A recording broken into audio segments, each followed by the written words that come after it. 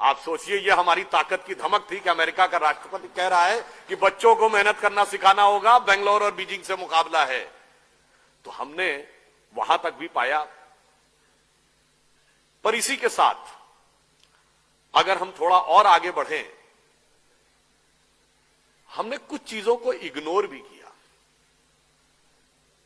हमने आईआईटीज बनाई, एम्स बनाया, आईएम्स बनाए, नई टेक्नोलॉजी, नए एनवायरनमेंट में हम तेजी से आगे बढ़े।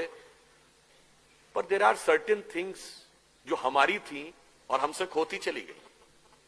You remember just 50-60 years back on the issue of agriculture what was said? अरे दुनिया चांद पे पहुंच गई, तुम गाय के गोबर पे पड़े हो, गाय के गोबर से कोई खेती होती है? Go for mechanised farming, chemical fertilisers, advance technology. आज क्या हुआ 50 साल के बाद? गो फॉर ऑर्गेनिक फार्मिंग, आ गए गाय के गोबर पे। और वो हमारा था, हमारा मजाक उड़ाया था 50 years बैक, जब कहते थे आयुर्वेद की बात, अरे फूल पत्ती खाने से कोई इलाज होता है? B scientific, go for Terramycin, Crocin, Metacin, new medicine. आज क्या कहते हैं? Go for herbal medicine. ये हमसे खो गया या खोते जा रहे हैं। जस्ट 50-60 years बैक जब हम ये कहते थे पेड़ की पूजा करो, पहाड़ की पूजा करो, नदी की रक्षा करो, तो what was said? This is the reminiscence of primitive tribal civilisation. यही एलिगेशन था ना। And now from Rio de Janeiro of 1992 to Copenhagen of 2009 to Paris of 2016, अब आप क्या कह रहे हैं? पेड़ की रक्षा करो, नदी की रक्षा करो, पहाड़ की रक्षा करो, जंगल की रक्षा करो। ये हमारा था और हम उसको छोड़ते चले गए। So that's why I want to say there are certain things जो हमारे पास बहुत कुछ थी और हमने बहुत कुछ खोया। Another example I would like to give. You all remember that just few months back, Xi Jinping was here in India and he was there in Mahabalipuram. You know what was the connection of Mahabalipuram with China? वहां पर एक Pallav dynasty के एक बहुत बड़े king थे।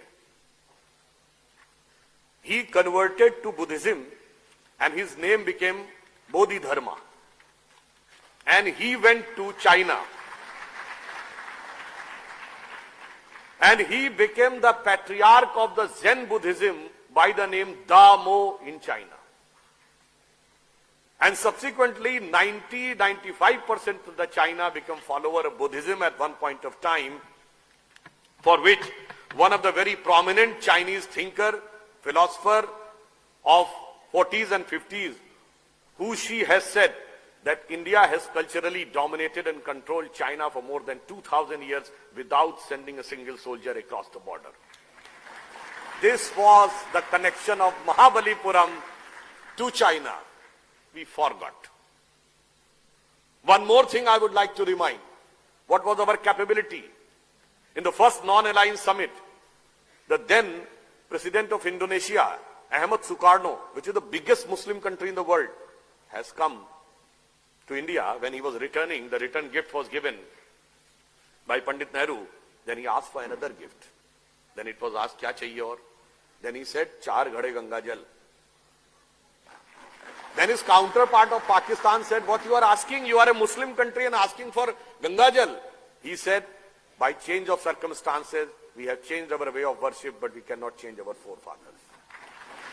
So what the connection India was having across the world, ये तो इंडोनेशिया है। और अमेरिका के मूल निवासियों को क्या कहते हैं? रेड इंडियन, क्योंकि इंडियन को ही खोजने गए थे वहां। None of the country in the world is having such a vast influence from the far eastern side to far western side.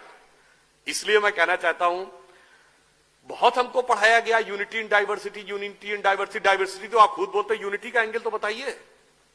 आप मुझे किसी से पूछूं यूनिटी का एलिमेंट क्या है? हमें पढ़ाया नहीं जाता कभी।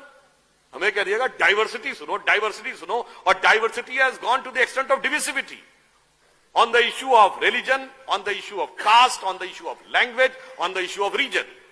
कनेक्शन कहां है?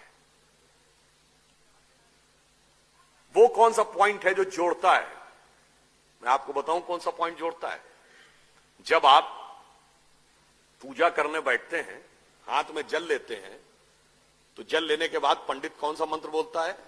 गंगे च यमुने च गोदावरी सरस्वती नर्मदे सिंधु कावेरी जलेस्मिन सन्निधिम कुरु।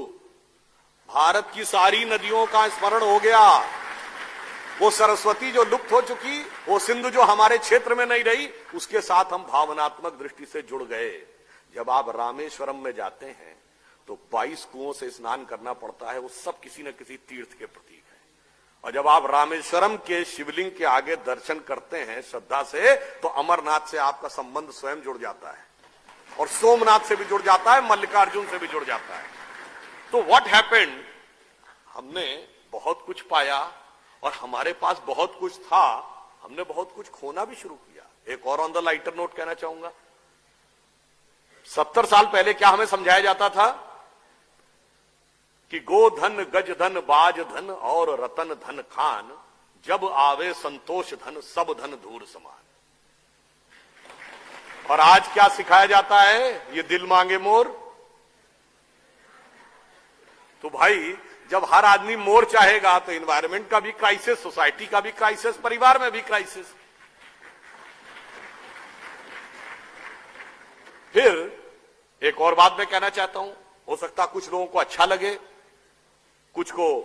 उस समय युवाओं के अंदर एक जज्बा होता था कि हमें देश को बदलना है, देश के लिए कुछ बलिदान करना है। अब मैं कहूंगा जब हम लोग छोटे थे, स्कूल में पढ़ते थे, एट दैट टाइम अगर आप किसी लड़की को आइटम गर्ल कह दें तो डिसिप्लिनरी एक्शन पक्का है। मगर आज item girl is not a derogatory word, but behen ji has become a derogatory word. तो हम 70 साल में कहां पहुंच रहे हैं, जरा इसको भी हमें अच्छी तरह देखना होगा। वैसे आजकल काफी ज्यादा स्वतंत्रता सेनानियों और इन सबका आह्वान किया जा रहा है जगह जगह। Not going on any political aspect, I just want to say, आजकल वो राम प्रसाद बिस्मिल जी की नज्म भी बहुत बोली जा रही है ना, सरफरोशी की तमन्ना अब हमारे दिल में है, देखना है जोर कितना बाजुए कातिल में है। इस पे एक मूवी में इसका एक सटायर बनाया गया था, वो भी बड़ा विचार करना, मेरे थॉट को हिट किया। वो कहता है सरफरोशी की तमन्ना अब हमारे दिल में है, देखना है जोर कितना बाजुए कातिल में है। अरे ओ रे बिस्मिल काश आते आज तुम हिंदुस्तान, देखते तो मुल्क सारा क्या टशन और थ्रिल में है। और आज का लड़का ये कहता हम तो बिस्मिल थक गए, अपनी आजादी तो भैया गर्लफ्रेंड के दिल में है। तो आप ये सोचिए कि हम कहां थे, कहां पहुंचे। हमारे पास finally I would like to say, it is said that we are the youngest nation. It is truth but half truth. We are the youngest nation and the oldest civilization. And the future is that India having signature on the God particle means we are the only country which can provide the way for God and particle both. तो अटल जी की ये पंक्ति कह के समाप्त करूंगा कि 15 अगस्त का दिन कहता आजादी अभी अधूरी है, सपने सच होने बाकी हैं, रावी की शपथ न पूरी है। रावी परिपूर्ण स्वराज्य का आह्वान किया गया था। तो सपनों को सच करने को कमर कसें, बलिदान करें, जो पाया उसमें खो न जाएं, जो खोया उसका ध्यान करें।